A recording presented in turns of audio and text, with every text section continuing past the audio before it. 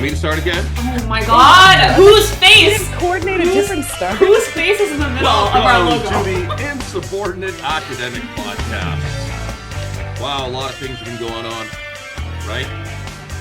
A lot of things have been going on, right? Kids? Yes, adult. Yes. Okay, speaking of kids, I just noted you're 67 on the door, and I was He's like, been is doing that 6'7". appeal to the kids? Listen, I was gonna put a poster up on the cupboard door because I know that cupboard just being closed like that your eyes are. I noticed from the last podcast, your eyes are constantly looking at that door. Dobler, you're waiting for something to come out of there. A guest, a special guest. You're waiting to tell me something. Something's happening or something. By the way, a true story. Before we get into the seriousness of what's been going on this last week, I was talking to a mutual friend of ours from Ireland, Finton, and we were having a Zoom conversation, and I saw all these sparks and flames going on behind him, and I thought he put on some kind of like a show for you, like some kind of like background filler thing like that, and I didn't say anything for like a good 20 minutes, and then the fire alarm went off at his house, and I went, "Yeah, I've been meaning to tell you there's a fire going on." What did he burn? Sorry. It was his old chimney. The soot caught fire. His old Irish and then like the chimney. family ran into the living room that he was in. He's like, "Why didn't you say anything to me?" And I was like, I you were talking, and I thought this was something that you put on behind you. So thought you were entertaining me. if a burglar comes in through my window and I'll I don't assume- see, are you going to be like, what a weird background? I'll look at it the same way as if suddenly you had like a dog nose and ears. I just figured it's some app that you're using. So like 2016, yeah, that's fine. Yeah. Okay, so the 6'7" thing was my hockey number. Oh. Yeah. All right. Because I was born in 1967. So imagine being born in Speaking of 1967. old people, Dobler. I had to do the math for a second. Speaking of old people, Dobler, we were discussing earlier, before we get into, once again, the serious stuff, wow. we were talking about education and having older students in the classroom. And I said to you that from my experience when I was a youngin', because the very first group of people that I taught was at higher education, was in college up in the Cree town of Mistissini. We used to call it a village, but now I think it's got like around 8,000 people there or something like that. So the first group of students I had were all older than me. So most of them, well, a couple were younger than me, but most of them were older than me. And it's a pleasure to teach older people. It's a pleasure because you count on their wisdom at the same time too, right? It can be a pleasure, that's for sure. It is a pleasure. And then when I started to like teach at the university level, and then I was working with pre-service teachers who were mostly young, whenever you would have an older person in the classroom, everyone considered them a pain in the ass because they were naturally like the biggest suck-ups. You know? They always want the extra readings. Yeah, the extra work. they go and like, you're "Oh, sir, the readings you gave last week were so interesting. And I finished them so quickly. I think I'm speaking on behalf of the entire class. Yeah. I think we would like some extra reading." And that was always like, I'd be like, I feel like what I've noticed mostly especially, is that, like, Dr. Stomachs, have you written something? You want to read my work? Yeah. That's a great story. That's a great story. Thank you, sir. What I'm noticing most is that the oldest generations are the hardest to uncondition, where it's like they experience school in a very specific way that we'll touch on Is later. teaching conditioning? Whoa. Is that what you're doing? Whoa. First of all, that's an age Are we thing. moving into the plot? No. That's unfair because it's an age thing. You've hit what now? You're like 30? Yep. I'm like 30-ish? You're 30-ish? I'm somewhere around 30. Yeah, okay. The years start coming and they don't stop coming. The older you get, Yes. the harder it is to change your mind about something. Your brain naturally loses. The elasticity? Your Yeah. fantastic elastic brain? Yes. I don't know. I think that's an excuse old people use so that they Nope. don't have to change their minds. Nope. No. Look, we've been through this before. I'll say it again on this on this podcast. It'll come up again. When them started, it was nothing unusual for me because my mother, as a Farsi first speaker, they don't have gender rules the same as let's say the French have, where like Everything La is plume gendered. de ma tante Yeah. est sur le bureau Is de it mon oncle, all where it's like Latin-based languages, or is everything. it just like colonizer languages? Well, I don't know, but like in Farsi, everything is a lot of they, them, it. Unless you're specifically talking about, like you say, the boy or something like that. And so my mom famously would constantly, like, she'd get all of her pronouns wrong all the She time. still does. So like if Melanie was coming over and my friends were over, my mom would say, "Is it coming over?" Which sounded like an insult, but it's kind of like, just the way she would speak. So ahead of her times. But now the point is, when I was suddenly challenged with students who had asked to be called they, them, I understood everything about why you're doing that and the respect and all that kind of stuff. I couldn't wrap my brain around it. It just wouldn't go from brain to mouth. It wouldn't happen It was like as old habits die hard kind of thing. exactly, yeah. Whereas with Yasmina at the age when she was like, my youngest daughter, who's Like 12. yeah, she's turning 21, Yeah. or she is 21, just turned it right away. She had no problem with it. Well, Bingo, bango. He had bought a book where I have it behind me. he bought a book not realizing that Two books. the books were made for like teaching people that non-binary people exist and it's okay. Yeah. And he The bought the books- book thinking it was going to teach him mind tricks to remember people's Yeah. pronouns, but instead he was reading the book and it was It was like, stop being a jerk. I'm And like, he's like- okay. I feel like I've mastered these levels. I need the next one. Yeah, and so then when I mentioned that to a student, they came to me and said, I have a trick. If you're looking for a trick, I have a little trick that I told my parents. And they said, just pretend that when you're speaking to us, that I have a bird in my pocket, and the bird and I are one. That's cute. And then I thought about it, and then then like my typical brain kicked in, and I was like, I want to talk to the bird. Like, I would like to only talk to the bird. what's the bird's opinion on all of this? Like, What are the bird's pronouns? The bird's really homophobic. So The bird's really you're- conservative. you got a bird that talks to you? This bird sounds really cool. I want the bird. That's a cute little trick, though. Yeah, I like that. Didn't work Yeah, for me because I just kept on thinking about the bird. I don't Yeah. know how to help you. I don't That's know. a really gentle way to be nice to your parents. I feel Yes. like Yeah. No. And a lot of students who talk to me about that, they went through those issues, and I would always give the same advice, which is they love you, and it's difficult to, and in most cases that was the case. It's just difficult to wrap your brain around it, and you're going to find out the same thing too. Something's going to happen in the future. Don't ask me what it is. What is it? What's It's it gonna be? unknown. remember the bird.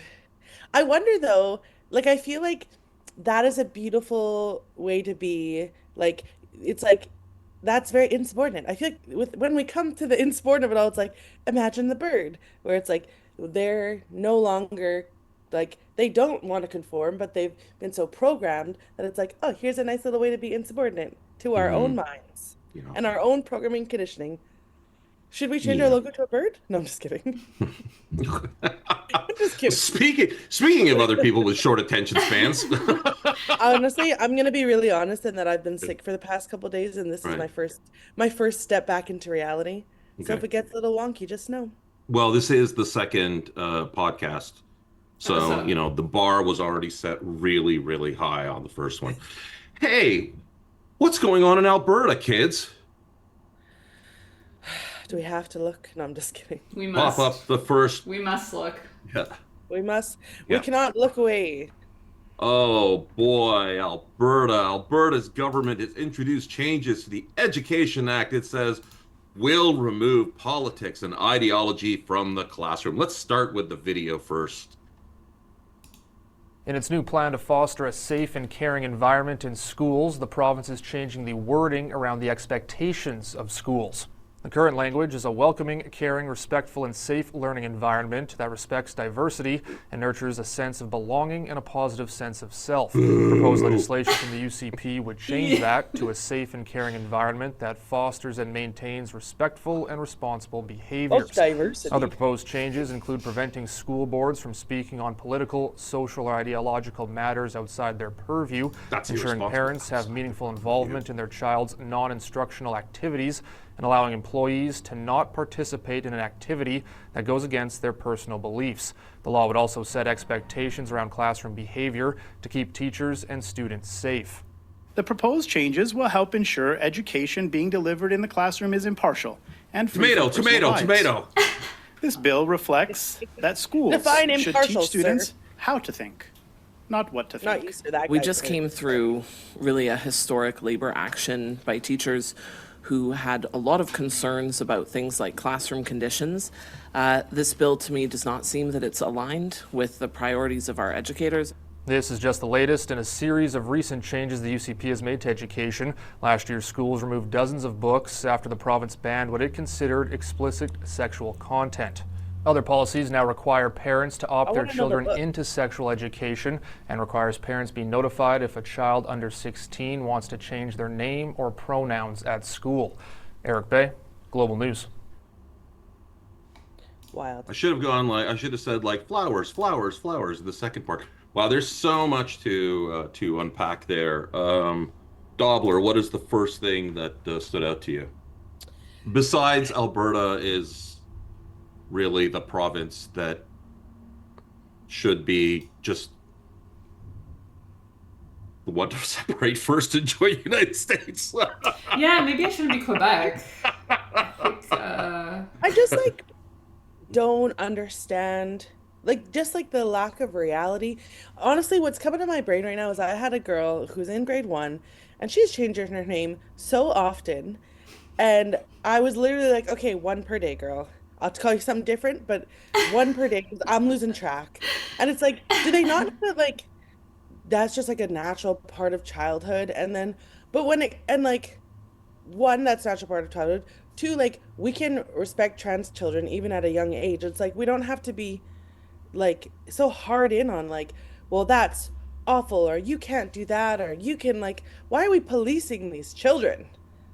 Why are we policing children? Oh, I think that is I don't know if we have that video. We may not have it, but when that Minister of Education, who I really have to point out, if you go to his Wikipedia page, it points out that he does not have an education background whatsoever. Yeah. It's political science. So he has no idea what a class. It's once again another one of these ministers that have no background in education whatsoever. Yeah. And they just assume they know what's going on. What does it say? He has He was supposed to be in European peace politics. Was his PhD, something like that. Mm-hmm. In peace and conflict studies from the European University for Peace and Conflict Studies, and a PhD in political science. Mm-hmm. Yeah, so it's what? I don't know. And then that NDP person who mentioned that it doesn't align with educators, and there was a part in there when they were talking about the classroom environment, and it's, I don't know, to me it alluded to more police being in the classrooms because kids are wilding out in classrooms, and it does become dangerous. And instead of having counseling, which is really what the trickle down should be, they're we'll keep it safer for teachers, and to me they don't know how to do that. They don't care about that. That's not something they care about. That's not what this is about. There was another video where that minister is giving it's further on in a speech, and he talks about a case where a Muslim student said that they were not going to be at some LGBTQ pride something or event. I don't know what it was. It was happening at the school. I wish I had the video. I don't have it. I've got 1,000 tabs open and I don't know which one it is. And apparently the student when they said they wouldn't be at school that day, the teacher chastised the child and said, well, in this country, we respect everybody, and you're not a real Canadian if you feel this way. And of course, it's a really stupid thing to say. Okay. It's a really dumb thing to say. I mean, there are lots of things you can say. You can, if it comes up, you can go, okay, and we already taught about, what the laws of the country are and everything, but your choice. So the child understands what the laws are. I'm going to be honest and say that I think that most of those occurrences are probably reverse. I don't think that I think they're just basically picking and choosing incidents they think are going to rally up the conservative mass. They've never done that before. I don't. Yeah. No, that's not their thing, like the war on Christmas and all that kind of stuff. Political science. So just so we're all clear, the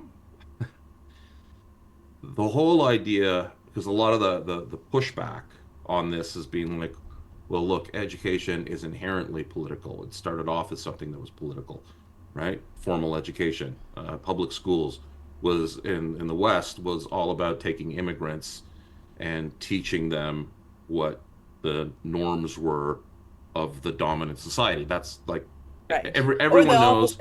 Yeah, taking, it's not a debate. That's what it started. No. That's what it started as, right? Yeah. Because they thought that was a good thing to do. Like you pointed out in the last podcast, they thought it was good to kill the Indian, save the man, right? They thought that was a good thing to do. So they thought education was the mainstream of making good little Canadians. Yeah, so that's not an arguable point. That's what it was. It's a little side story to give you an idea that somebody who comes from a political science background, you have to understand how the Department of Education in every university is probably at the lowest rung of intellectual respect. Like, even though it's a moneymaker for universities, even though it is a moneymaker, that's probably the only thing that it's respected for. So let's say Department of Philosophy is losing massive amounts of money because you've got, like, I don't know, 3 or 4 professors that are teaching 8 people or something like that. It's still respected by everybody else, like intellectually. And I'll give you an example. I love this guy. This guy's a really, really, really nice guy at Bishop's University, and he was an administrator in political science. And just by him being a nice guy and talking to me, he was known as being very burly to other people, but he was really, I don't know, I got along with him really well. But he called me up once, left a message on my answering machine, and he said, look, I have a dynamite gold idea for you that I want you to explore. Can you come down to my office? And I was like, okay. I came down to his office, and he goes, this is something nobody has thought of before. Researching the intersection of education and politics. You're like, bruh, that's my whole life. Sorry. I was like, yes, sir, that does sound very interesting. I was like, I will look into this. And so, like, again, their idea of what education is very much, when you say you are a professor of education or you're in, their idea is you are teaching kids like scissors, don't run with scissors. Like, that's what they think you're doing. That's the research? And that's me teaching you, right? Because, of course, Dobler, you're going like this the entire time. You teaching undergrad students. Yeah. Well, like, no, this why? is you, Dobler. This was you in the class, and I was going, no, Dobler, no. Scissors, don't run. No, you forgot I also had a drink in one hand. That's right. That's right, because you had a hangover because you were an education student, of course, yeah. So, it's true. The one thing he did say was, like, beyond their purview. What does that mean, beyond their purview? I don't. You failed. No, yeah, I You know. You failed. That's you failed. Fine. Dobler. So, I was making Roxy go first because I was. oh! Sorry, Roxy. Beyond the teacher's purview of, I don't know. What is it? I don't know. Like, I'm not sure if he's saying, like, beyond their responsibilities. I don't know why he just didn't say responsibilities. Or did he mean expertise? Like, what did he mean by that? Like, beyond their purview? It means there's things he doesn't want them to talk about. I mean, I think he has his own idea in his head of what beyond that purview means. Yeah, I'm gonna assume there's really clear like guidelines that he thinks all teachers should follow. Yeah, and those guidelines are what? Well, whenever I see people talk about like taking politics out of school, Mm-hmm. I'm assuming that they think all politics that they agree with are neutral and not political. Absolutely. You know, Yeah, and so absolutely. I think he probably has a really strict idea about what they can talk about and what they shouldn't talk about. Because if anything makes him or other conservatives uncomfortable, then it's too political and it's too crazy and it's out of teachers' purview and they shouldn't talk about it. Mm-hmm. But, you know, if a teacher goes into class and starts talking about the Bible, then that's fine. I don't know. Like, you know what I mean? That is his purview. Well, no, and we know that from personal experience, Yeah. right? I mean, okay, yes, you are 30 years old, Roxy, but it wasn't that long ago that you were in elementary and high school Yeah. out here in the Eastern Townships, and there was like an active, A religious yeah, Christian there was component to the absolutely, Yeah. and then To several you schools know, I went to though. Not yeah, and just, then yeah. I was the dad that pushed back on it and go and said like, you know, first of all because I was supposed to be the person at the university that had an expertise about secularism and education, and I was supposed to be, according to the Ministry of Education, like you know, like a resource expert in that area, and I kept on trying to work with the schools and say, hey, look, the laws have changed. You know, we are no longer religious confessional school boards. We are now linguistic. So Mm-hmm. you're not supposed to be doing this anymore. So you got to phase it out. And their attitude was like, no, we will not. And I'm like, but you're breaking the law. And they're like, we don't care. Yeah. You know, and that was their attitude. We don't care. And they always are And going to be covered, even though it is breaking the law. yeah, I mean, nothing's going to happen to that person. They know that. They know nothing's going to happen to them, right? So Yeah. it is a power game, and really what this minister is saying is that I have the power. This is the status quo. We're the ones that are going to make the loudest noise. You Yeah. know, we're going to paint you as troublemakers, you know, that are shrieking all the time, even though it's just not true, right? Mm-hmm. But you know, our stoic righteousness is the one that's going to, you know, feed the way. So It's like really sad. when they say purview, I mean, you know, that's a little bit of a shot too of like, you guys just don't know what you're talking about. You don't know what you're talking Well, about. like stay in And your that, lane, teachers. You know. yeah. But it trickles down into every sort of like microcosm of like any sort of level of education or an education coordinator or an education minister, like all of these people who have no concept of education except for their own experience being students. Hmm. And like Mm-hmm. it's exactly what you're talking about, how like the education and like schools of education are seen sort of as like the lowest slate of academia when in fact there's I'm sure in lots of schools of education lots of critical thinking, pre-service teachers getting trained to go down and then living your kind of life experience as a teacher, constantly being told, oh, you're not like those things. There's a what was I told once, like, oh, there's a governance, we had a governance group for our program, not a single one of us were in it, not a single teacher, Hmm. not a single person who is actually on the ground doing education in it, because these people know best. And that's always going to keep us in this cycle. And people really kid themselves that they're doing it for the kids. And I think people genuinely believe themselves in these ministerial positions, in these administrative positions where they're saying, oh, well, we want what's best for the kids. You don't even know the kids. Like, you It, Yeah, don't but even they think have they any know what's best, clue. though. You know, Well, it's right? And their then like and way. then we're stuck. And then I think there's a certain group of people who are kind of stuck in the pattern, well, this is just what we have to deal with. And it's not. I Like, mean, there but is until that. we start uninvesting, Yeah. then There like is that feeling. I know that from starting my job in education, working in daycare. And you really know that there's that feeling, especially of men when they drop off their kids at the daycare. They really have this kind of patriarchal attitude about them that they are giving their child over to a subordinate, which is, basically their wife, Ew. which is why, And it was you. the women at the daycare would just love it when I did the opening of daycares. Yeah. 'Cause someone has to have like the 7 a.m. shift, right? And when I first was there, like in my early 20s, the women would just be like, okay, wait until so and so has to drop off his daughter, and let's all watch his reaction when Christopher takes his sleeping daughter, and the guy is going to be like, ugh. Ugh. And then Did he? the little kid is like snuggling up to you, and he's going like, ugh, whoa, because he looks at the other women and this is what the women at the daycare told me, the teachers at the daycare told me. No, I know a lot of the men look at me like I'm like the second wife kind of thing, or the second mom too, but they're never going to look at you and go like, God.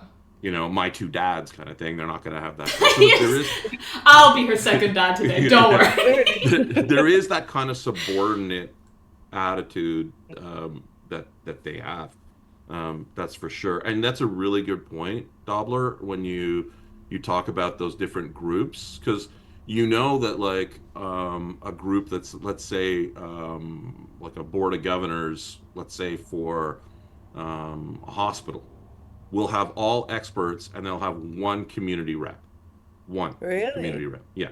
Same thing if the legal bars, like the Barreau de Québec, like the Quebec legal bar, they have like one person on like that does the reviews thing. One person that's not an expert. Everybody else, is a lawyer, right? But when you have those moments where teachers have done something bad, quite often it's not a committee of peers that are looking at it. It's again, it's a subordinate thing. It's a subordinate thing. It's a subordinate thing. Yeah.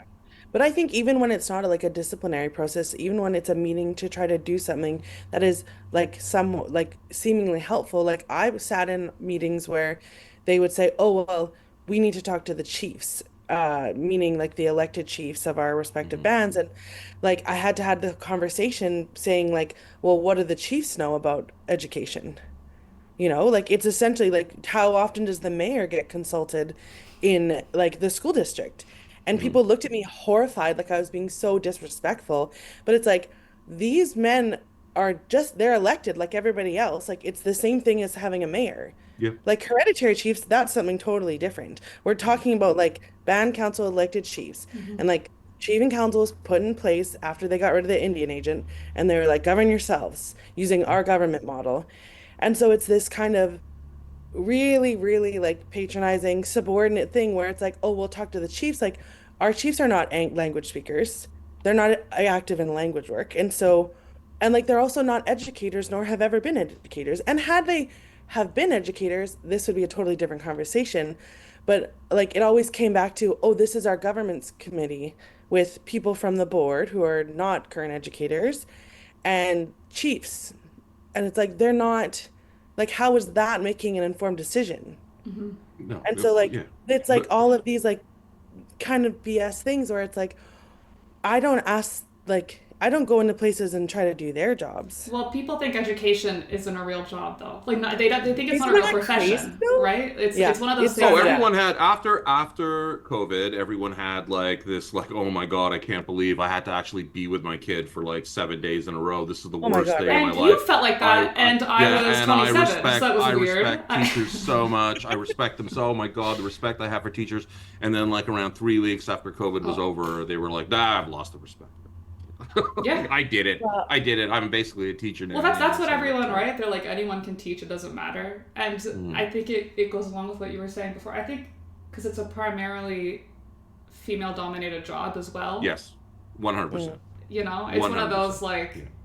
oh, you're just playing second parent, like you're just Yeah, second and mom or whatever. and in academia, that attitude comes a lot from women as well. Like the women in academia, most of them being white, will also treat you that way. Like it's not real. It's anyone can do it kind of thing. Yeah. I can't tell you the amount of times where that message was delivered loud and clear. So, By people working in okay. education? Like, No, by people working outside of oh, okay. education. I remember one time being asked to do a presentation on experiential learning for the psychology department, and it was a big group, and all the students were responding really, really well. And at the end, one of the psych profs said to me, "My God, the students really responded to you." And I went, "Yeah." And she said, "Were you in theater? Did you have an acting background? Is that why?" And I went, "No, I'm a teacher. That's why I know how to teach." Like, Right, Isn't you, that you something? say that to a professor though? They're like, we're all teachers actually. yeah, I We did all, say that, you know? and I just I thought like, well, how demeaning that, like, you Yeah. don't think I know what I'm teaching. Like, if I'm No, you're teaching, acting. that Are you you think it's acting? somehow like, yeah, it's somehow like a con or something like Yeah. that. You're like, no, this is Like, what being good at your job looks like. yeah, Like basically, yeah, actively engaging with your yeah. students looks like. Can you Oh, imagine going to like a psychiatrist or a therapist and at the end being like, were you acting because you pretended to be a therapist really well? That's a really good job. you actually look concerned for me. Yeah, that was pretty good. All right, pull up the picture of Paulo Freire, the different Paulo Oh. Freire covers and different books and stuff. Can I say before we get started that one of the Yeah. things I remember you saying a long time ago is that as you read this book at different parts of your life, like it's going to be a different experience. Hmm. And I've never picked up again, but I do own it. And I do think about it, and Aren't then you I think it excited was for a the new really hard experience read. you're gonna get one of Dobler, these days? is your life over? Is this what you're telling me? Uh, uh, Is this like a deathbed confession? And I never looked at no, that no, book. this is motivation for What? me to actually read it so I can come back in 3 weeks and be like, guess what? I read the book. It is one of those I books need to that say it you, out loud. yeah, but it is definitely one of those books that you look at differently. I know that when we anyway, the whole idea of pedagogy of the oppressed is that education is politics, right? And I can't tell you how many faculty, for instance, I've seen that they kind of throw in a quote by Paulo Freire in their what's it called, their the course syllabus, right? They Oh, put it in the course syllabus, and I kind of sometimes I look at the professors that put it in, and I go, I don't think you realize this guy's a radical and he's calling for revolution, because I don't think you would put it in your course syllabus as a I little don't think quote. you want revolution. Yeah, I don't think no, you but they saw the understand. quote being shared on Facebook and it looked Yeah, really good. yeah, Or and Pinterest. Oh, yeah, yeah, Pinterest. and like, you just look at the images that they have for pedagogy of the oppressed, and it's this idea that education is supposed to be making a social change, right? Is And this why I am the way I am? Is it this book? Okay, good. maybe, yeah, You no, should read maybe it again and see what it. when Dobler, when you and I were, this is the second time I've mentioned that you and I were in Malawi together doing Twice. an education, yeah, an education project there. And when we were doing work with local teachers, because of the education program they had in Malawi, they actually preferred in their curriculum. So I only know really of a few places where Paulo Freire is mentioned in the official curriculum. One is Quebec, and the other one is in Malawi. I'm sure New Zealand also has him referenced as well. But because they had mentioned Paulo Freire in this in these continuing education courses we offered to teachers in Malawi, one of the readings that we did was a couple of chapters of Pedagogy of the Oppressed. And I got to tell you, they thought it was pretty dangerous. Oh, They did. They thought it was pretty dangerous. They dangerous thought how? dangerous in terms of the regulations governing teachers in Malawi stems from a history of a dictatorship. Hmm. So the idea that you're going to be teaching to a revolution is a dangerous idea, Yeah, I could see right? that. So they thought the ideas were actually quite radical Hmm. when they read it. I'm not saying they didn't like it, Hmm.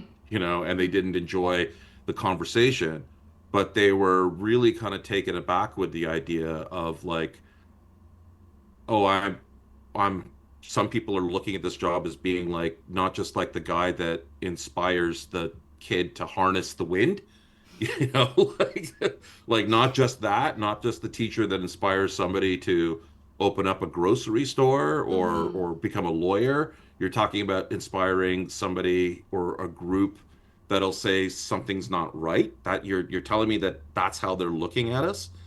And and you know, as a point of conversation, I said, listen, I'm pretty sure that most teachers in Canada or United States think they're doing that, but they're not doing that, right? Totally. Like, so don't be shocked by this. Like, Do some you teachers know, think they're doing that and they aren't? absolutely. How so? Like Oh, what? yeah. Like Yeah, they do. I think like somebody having a pride flag up in their classroom thinking that they're changing the world. Is like crazy. the safe space on the door sort of This, thing. yeah, your door says safe. Personally, safe space is a red flag. If you gotta say it's a safe place, Yeah, like that's Yeah, a it is. red flag. yeah. Yeah, And no, like you are absolutely. not doing what you think you're doing. Also, okay, can we go back one step Yes. and to your harness the wind illusion and just to Yeah. say that shout out I really like that lady, that teacher. Yes. No, She no, was a no. part of our group. Yeah, we met her. Yeah, yeah. We Yeah. worked with her too. Yeah. And but she also admitted, oh yeah, he's done really well. And I said, oh, has he come back? She goes, no. So not that You he know, should. you harness the not, wind not that once, he all of a should, sudden you're but too like big. it was. And do you know we showed the movie of the boy who harnessed the wind in the community Did you? center? Yeah, we did. And I Did it have go to. good? No, Ooh. Oh, no, not at all. Not at How all. come? they were not impressed. They were not fired? impressed. Well, I mean, first of all, you're talking about exactly like you said. Our campus is just a walk away from the school where this kid Yeah, we worked went, with and the and teacher. so they're kind of showing different people and going, that guy's not like that. Not like that guy's not like that. It was Classic, also yeah. classic. Yeah. There was also a problem in that they showed the. You got to remember this is this is a group of people that came out of firsthand experiencing a dictatorship. Mm. So now they have a working democracy, but you have two forms of Oh, government. You've yeah, got the elected government, and then you've got the hereditary government, yeah, right? The traditional yeah, authority, right? yeah. And they were showing the traditional authority as being the good ones, and the elected people Oh, as being the bad ones and the corrupt Mm. ones. And I mean that kind of made it seem like they weren't ready for a democracy. They weren't ready for elections. They weren't ready for these kinds of things. So they were like people were walking out. yeah. They're They, like, oh no, thank you. Oh they're just shoot. Yeah. walking out. Yeah, Yeah, they were not impressed. yeah, yeah. Oof. Well, I think that that's kind of the nuance of all of these. There's so many perspectives in the sense of like when we think about like a community, not as like the buzzword, but like the actual on the ground, like the work that gets done, and Hmm. then the community perspectives, and then like the kind of um, the other perspective, I guess. But when it comes down to teachers in the classrooms, like um, who think that they're being radical, I guess versus like the actuality of like changing the space or being insubordinate to the systems. I think it's a very Canadian experience for teachers to think that Mm. they're being something that they're not, to think that Yeah. they're being insubordinate when in fact they're very much playing within the lines. I think They're coloring with that's the lines. super easy for Canadians to do. Just because Yeah, remember when we had that failed podcast trial that we did? One of the early episodes when we talked about no, hegemony, we never failed of right? podcasting. Well, we talked about hegemony Unreleased. and you know Carney's big speech about hegemony and everything like that. Well, I Mm. mean, part of hegemony is getting the acquiescence, getting the approval tacitly, you know, passively from the masses to say, yeah, this is a great system. I believe in it. You know, even though you know it's not true and you know you're not a change maker. It's Um, very interesting when you look at like secularism in education and just like how deeply it doesn't exist. Like mhm. I had a conversation very on in my teaching career with like a random teacher because we had to do something for Pro D, and I remember saying to her like I was like critiquing like oh like our holidays about how like our holidays like are just like really Western European. Oh, she said because I remember her saying to me like, oh, like the church isn't a part of schools at all. And I'm like, well, what about our all of our weekends and all of our holidays and Easter and Christmas and having every Sunday off? And I remember this lady being choked at me for talking about this. But I'm like, you like, are you unaware? I just didn't know that at that time. I thought everybody was kind of on the same page about that. But it's like, no, no, the entirety of like Canadian schools are like Christian based. Yeah, Whether or it's not been we're talking normalized. about Yeah. God in the class or Jesus in the classroom, like it is, we're totally entirely formed around that. And like I But think it's people still don't not think good about, enough. oh, But absolutely. Oh, it's still not good enough for some what do you people. mean? They want Oh, well, they want more. it more. They want more. They want more. They want more. They want more. I mean, it's the whole war on Christmas thing, where Yeah. like teachers would say to me, like, oh, we're not allowed to say Merry Christmas anymore. Like, what are you talking about? There's a Christmas Right. tree right there in the hallway. Like There we're was literally we're in the having a last Christmas year I play. taught You're in doing public Christmas school, there crafts. was a Christmas tree, and I'm like, Yeah. are we? Why? I'm like, don't we? Aren't we supposed to be secular? And it's like, oh, it's just a Christmas tree, and I'm like, Yeah, y'all are fucking with me. that's why we want more. We Yeah, want but more. put any other like celebration stuff up from any other religion, all of a sudden it's not secular anymore. Dobler, if I challenge you on Uh, I in don't know.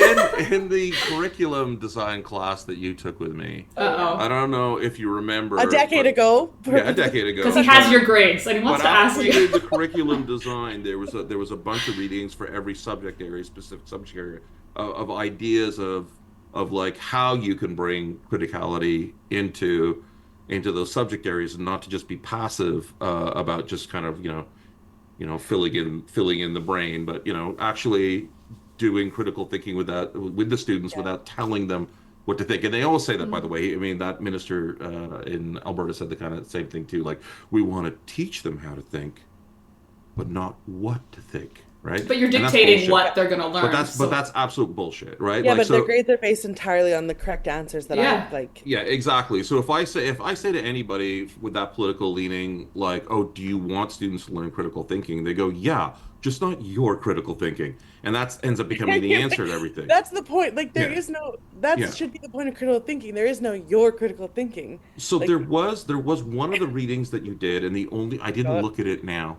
but the only reason why I remember the author's name is because her name was Frankenstein. And how am I going to forget the author's name of Frankenstein? And she wrote an article That is such a sick about name. math. Yeah, about math, and saying, math is not exempt from making it political, from recognizing that you can teach critical thinking in a math class, right? And she gave a great example. I think it was, if I remember correctly, I think it was dealing with like with football in South America and the money that comes from it, and also something that kids are interested in at the same time, kind of learning about the economics. If I remember correctly, I think that was like the hook she had for kids was football. Okay, now we look at what's going on now, the war in Iran, the raising, the price of oil that's going up. Roxy, can you show that gasoline prices per liter as of March 30th, 2026? Can So you see now it? I can, There. yeah. So now in my math class that I could do with kids, keeping it to what's going on in their daily world, because they hear what Donald Trump is saying. If they're in Canada, they hear that Carney is being, asked to go help with the Straits of Hormuz. They hear their parents going like, oh my God, look at the price of gas, blah, blah, blah, blah. yeah. But we can very easily do a math class with them where we look at the price of oil per barrel. And then we look at, if you go down the gasoline prices, right, you can see that, okay, how much Libyans, so there, I think you have it in Real, right? Right there. Can you Yeah. switch that to US dollars? Switch that to US dollars. Oh. Oh, oh, Oh. okay. So you look at it in US dollars. Now, with Per Libya is an oil producing country, Iran, oil producing country. All these are oil producing countries. Look at the price they are paying per liter. Look at how much they're paying per liter. Now, and they're going, wow, the prices have gone up. Go down to look at how much United States or Canada is paying per liter. So USA is at $1.41 per liter. Okay, that's US dollar. Is Canada even on there? Oh, Canada's there. Okay, the average, yeah, the average We're is $1.41. 141. It's gone way up now, right? Like in some places where Oh, we are it's here. $2. It's Yeah, it's like $2.02. $2. Okay. Both Trump and Lesso Carney have said, mostly Trump, let's just keep it on Trump. He said, like, we don't need the oil. We have tons of oil, right? And now we're going to make money from all the tons of oil. Okay, so here's the question that you can put to kids. Yeah, Trump said, yeah, we have more oil than we need. So here's the question to the kids. Okay, how much is the cost of a barrel of oil? What does that barrel of oil, like how much does a barrel of oil cost to turn it into regular gasoline that you put in your car? Okay, what is the actual cost, of that product, right? Why, if it's that cost, why in countries like Iran are they paying 0.029 cents per liter?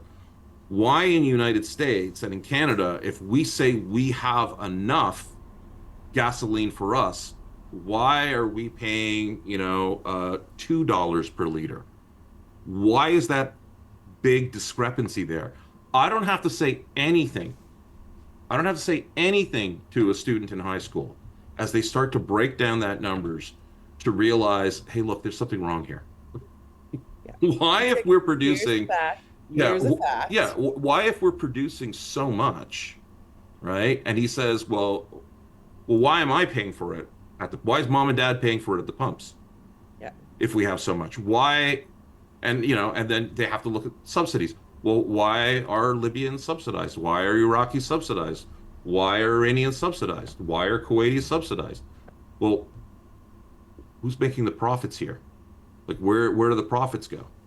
Now, if those kids come to those conclusions on their own, and the next time their parents, go fill up at the gas station, and the father or the mother starts complaining about the price of gas, and the kid kicks back and takes a big sip of his Tim Hortons iced coffee, and he goes, "You can blame capitalism for that." That's not my fault. That's not my fault. It's not. They came up with that on their own. Yeah. They came up with that on their own, right? And so you can do it. You can be insubordinate, right? Without making it obvious. The kids can and will come up with the truth on their own. Absolutely. Just got to put it in front of them. You just got to put it in front of them. I think it's definitely like the complexity of the grown-ups and the stories we make up in our minds to why things make sense. And it's like the more that we live authentic, true lives, or the more we're engaged in politics, the more we're engaged in, it's like so many people saying, oh, I just don't like politics. Like, I'm not interested in politics. And it's like, no, it's not that you're not interested in politics because politics affect you every day. It's you don't want to engage with the critical thinking that will come with confrontation and reality checks. And it's like, it's more confrontation. Like, we've grown, and I think, I don't know who this is addressed to, but like it might be addressed to every person who says I'm not political, is that no, you just don't want to engage in productive confrontation. Yeah, your silence is political. Yeah. And that is political, and it's like in itself, and it's like rather than like dealing with my own emotions towards the reality of things, it's like ignorance is bliss. Like, it's easier to live in these kind of delusions than to get lost in sort of the sand trap that we make for ourselves when so many things go unchecked forever and ever and ever. And all of a sudden my reality is crumbling because I've never had to confront things, and there's nothing left. There's only confrontation left. Or we could just keep playing blissfully ignorant and going and getting our Starbucks every day. The educational philosopher Michael Apple, I'm sure it's a name you're familiar with, he wrote down If I show you the book, you'd be familiar with it. Okay. He talked about the importance of a community actually having an opinion. Like people needed to have an opinion for the community to be successful. And he went as far to say that the community he grew up in, if somebody didn't have an opinion on something important, they deserved to be punched in the face. Because not having an opinion was just as bad. You know? So people need to have opinions about these things. And, when Donald Trump goes, we're making a lot of money, who's making a lot of money? Who? Yeah. Because we already know this idea of giving more money to the rich, there is no, trickle down effect. They've shown the disparity is increasing. No, one of these days it's gonna work. I love capitalism so much. Do you remember that? What did we go? There's like the 99. What was that protest? I remember when I was 18. I just turned 18, and we went to this thing in Toronto because I was a part of the Katimovic program. So we're all about that rally. And I remember the leader at the time being like, "This is gonna change everything. Like we're changing the world." It's like it would have been nice, but yeah, reality of things. Look at the George Floyd protests as well. As soon as you stop protesting, they go back to normal. Yeah. Like right away. Well, right even away. post-COVID, like Well, COVID is the thing that broke that down. Because everyone was so focused on staying alive and healthy, that disinfecting our groceries. buying so much toilet paper that I didn't have, So I don't know if I talked about this in an unreleased episode. Oh, whoa, we had a little bit of a power blackout for a second there, but we're back on. Dalber, you were talking about protests and how protests are, about change. Can you just continue with that thought? I believe I was talking about the protests that happened in end of 2011, I believe. About probably October 2011, my Katimovic group went to. Yeah, you already said that. Can we just wrap that up? Are you going on a hike soon? What is the fit? Yes. What fit? We had a power outage and now you're dressed for a hike? I'm just wondering. Well, just how it normally does. The magical change. Oh, okay. Anyways, a protest we thought I'm going was to a prom actually. and I've got my did prom not. dress out. The prom? You do have your project. Oh my gosh, Mel's gonna pop out. Again, you have to stop fixating on that closet. You've got this closet issue. Well, going you on. have like a haunting, ghostly prom dress behind you.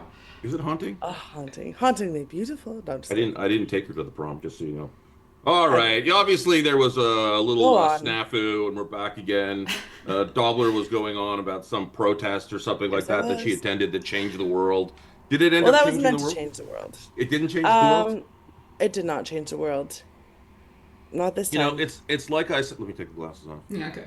I do believe we're still dealing with the 1%. Yeah. And it's only gotten worse.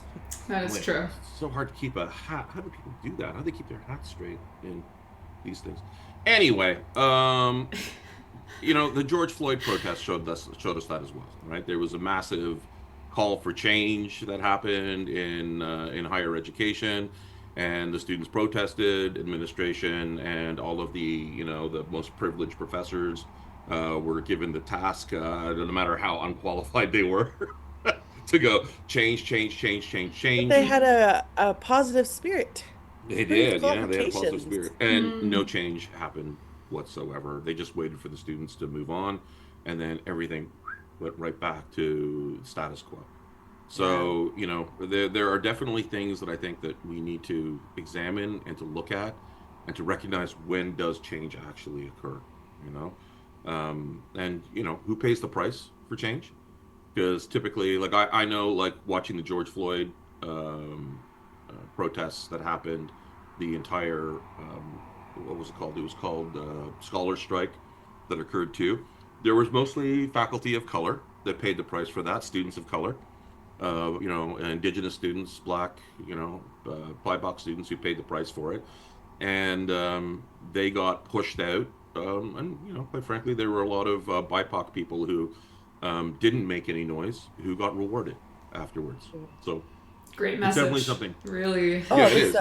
this It seat is. is available. But it's been Yeah. it's been the constant. It's been the constant message, right? That you know, if you're a good BIPOC person, if you're a model BIPOC person, you're going to be rewarded. Yeah. It doesn't matter how cowardly you are; they're the ones that are going to be rewarded by the status quo. Yeah. Right. True that. All right. So, as we know, you know, the war in Iran continues. The genocide in Gaza continues. There's now bombing going on for the last, I don't know, what, 2-3 weeks, maybe more, in southern Lebanon. That's been a complete horror. We did talk about in an earlier podcast that got erased, the killing of the murder of children in the Minab school. There were also the girls that were practicing volleyball who got killed too in a high school in Tehran. So it's just been a complete disaster. And I know that Donald Trump is speaking to imaginary Iranians who are apparently, like, you know, he sees them everywhere. And, you know, he... It's a really specific type of schizophrenia where you Yeah, just... it is. It really is. Yeah, it's just dealing with Iranians. What I did is I put together a little video that I put out, and it's me using my white privilege, my 20% whiteness, that recently was discovered in a DNA test of now knowing that I am somewhere around 18 or 20% Scottish. And I know that Donald Trump is very proud of his Scottish heritage. So Right. I put this video out for him, hoping to appeal to him in that part of inner circle of whiteness that he, you know, listens to. Oh my. Oh, and I just wanted, before we play this, I just want to thank groundskeeper Willie for helping me with my accent. For the Scottish representation. Help me. He was my dialect coach. I just want to thank him for it. Oh, wow. Oh, my God. Ah, tui. Donald.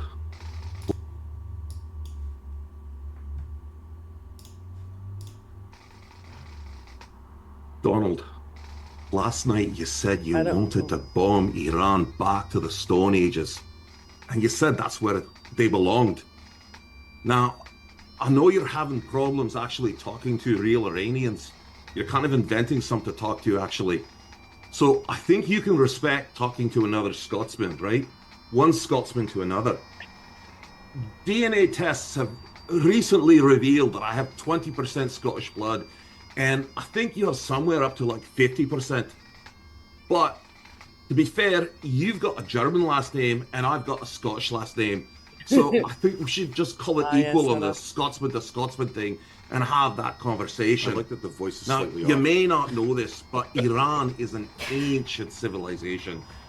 In 600 BC, many say they were at the peak of their civilization, but they just didn't get there by magic. Gonna They use that worked again? up to it. That meant like hundreds and thousands of years to get there. In 600 BC, Cyrus the Great, he wrote the very first written universal human rights, and he freed the enslaved Jews of Babylon. Now, let's compare that to the USA, where when you guys were writing your constitution, you're committing a genocide against the indigenous people. And when you freed slaves, you basically freed slaves that you had enslaved. So it's not a good comparison. Ugh. Be honest, Donald. Ugh. When Iran was inventing algebra in the 9th century, our Scottish ancestors were probably cursing them for inventing a subject that we knew most of us wouldn't pass in secondary school. I blame my Scottish heritage I know you now want to for not think passing. you're a hero, and you want a barbarian to fight. But the truth is, the easiest way for you to fight that barbarian is to look in the mirror. Donald, I dare say that maybe that fight that you have with yourself is a good jihad to have with yourself, right? Fight that internal barbarian that you have. Donald, one Scotsman to another. It's beautiful. You gotta do better. It's really beautiful. You got to do better. That's a You long got time do to stay in a better. Scottish You got to do accent. better. I think Oh, this is his real voice. that last one kind of came out like a Exactly. I think. John Lennon or Ringo Starr. I'm not doing it again. Oh, I lost it a few times. Yeah, it's Committed to the bit. I like that you think it only happened once that you lost that. Oh my gosh. Yeah. Yeah, we had a conversation about what, accents I'm allowed to do on a Is that why podcast. you're talking to Finton? That was. He's Irish. Just for I'm his like, I'm that Irish makes and I have sense no now. Irish heritage in me. But I'm not allowed to do that one. It's entirely based on says? what my DNA test reveals. So my DNA test reveals I can make fun of Scots. I Make fun. 2%. Yeah, 2% make fun of Welsh. Welsh? Southern Italians, specifically Southern Iberian Italians. Peninsula. Yeah, Southern What Italians. does it? But did you try all the tests? Because different tests say different things. Yeah, well, I mean, look, what do you want out of me? Okay, and I'm going with what I know here. Okay. Okay. I can do the Southern Italian who grew up in the northern shores of Africa. I can do that Oh. accent. Oh, That's northern very shores of- specific. Yeah, Of where? Africa. Oh, I thought you said North Shore, Montreal. Like we know there's lots of Italians there. No, I mean, how could I be an immigrant and come from that? And then I can do the Mizrahi Jewish accent. I can do that one. And then, of course, the Persian accent. I can do that. I'm mostly Persian, so that one's the big one that I can do. And I can make fun of the Canadian accent. Oh, and I was born in London, so I can make fun of that accent too. So. Question: Can you do a Quebecois accent and a Parisian, or when you speak French, you have to do Parisian? Quand je parle en français, mon français est vraiment un accent d'un anglophone du Montréal. So, for those that don't speak French, I say that my French accent is very much an anglophone accent of Montreal. People know immediately. Oh yeah. So I'm hoping that Donald Trump will listen to that. He openly declared that he was going to commit a war crime, and he did it. When this podcast comes out, you'll see that he bombed a civilian bridge. That was quite a national, well, it was an international wonder that they were able to build this bridge, and it was quite a engineering pride that they did it. And he openly said, "I'm going to commit a war crime," and he did it. Well, he's a man of his word. Well, when we talk about educating the masses, he is educating the masses. He is telling his own people that as an American, American exceptionalism is a real thing. Yeah. We can do whatever we want to do, and there are no ramifications for what we do. And what he's teaching the rest of the world is to hate America. Well, he's doing a great job. He is, and it's becoming to the point now where Americans, for the longest time, have been able to live internationally and abroad with the idea that, hey, I'm an individual. I'm not my government. Although Americans treat everybody else like they have to be a representative of their government, right? Yeah. Everyone else so the children of Iraq, the 500,000 children of Iraq that died, it was because Saddam Hussein was their dictator president, and that's their fault. So 500,000 children are going to die.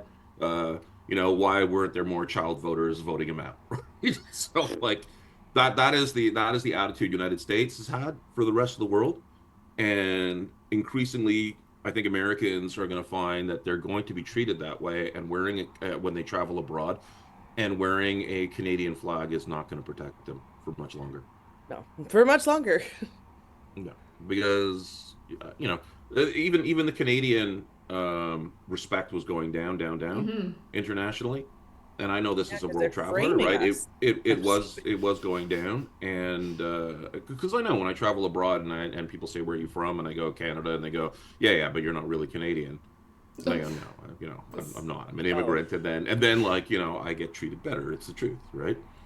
But with Carney's speech that he gave, about fighting against the American hegemony, the Canadian respect has gone up a little bit. But he'll screw that up, so don't worry. I mean, he already kind of is, immediately after he made that talk. So I mean, it wasn't a long run. I'm not scared of them, but just a little bit. Guys, I was just joking, kind of. Yeah, he could probably pull that off, a little kind of cute girl thing. I was just Guys! joking, guys. I'm really part of the hegemony. All right. Any wrap up thoughts? I did my public service announcement as opposed to, giving any kind of Advice. advice. That was your advice for us. That was my public service announcement. And your advice accent. was, if you want to know what accents you can speak, look Do a up. DNA test. Yeah. Do a DNA test and go, oh, look here. And if you want This white is- privilege, look up a DNA test, and if you have 2% Welsh, I got Yeah. a lot of like DMs from people going like, why did you include these two people in the Facebook post as saying that they're Scottish, which of course one is a Cree kid, and then the other one is it was my friend who was so proudly Irish that I wanted to bug him that he was Scottish. oh, you tagged them both when you posted I it. did. I said, "This is for you," and then I got a lot of like DMs saying like, "I'm Scottish. How come you didn't?" And so I've decided what I'm going to People were do. missing out. What Yeah, about I've me? decided what I'm going to do is I'm going to do a 25 and under Scottish club. That you have to be under 25% Scottish in your DNA test Oh, to I thought you belong meant to the like club. 25 years age. old. Like, I was like, so that's you're weird. excluding yourself from your own group. Me and a bunch of people No. under the age of 25. 1993. 1993. That's the year I was Faker, born. faker. You know what? One time, somebody told me I was the curse why they haven't won, and I'm still sad about that. Yeah, no, I buy that. Are you sure that wasn't him? Because he's definitely said that. Montreal Canadians have now. I know it's because it's you. It's your fault. Because Dollar was born. Because Dobler was born. See, They and I was won born. in the spring. I was born in the fall. '67. I was born in '67, and the Leafs never won a Stanley Cup again afterwards. Well, I guess that's our cross to bear. No, I mean like mine's a good one. Yours is a bad one. Oh, Oh my oh god. yeah. Anyway, that's it for me. Anyone have any final thoughts before we leave? No. No. No. Have a great weekend. Well, when this comes out, oh yeah, wait, they'll have a great weekend. It'll be a weekend somewhere. somewhere at some point. It's always somewhere almost Oh, the we weekend. have to follow your Dobler's like approach is not like I'm sure it's it's not like it's 5 o'clock somewhere. It's the 5 o'clock. weekend Dobler somewhere. is like somewhere in the world. There's like a weekend going on. Yeah, I stand by that.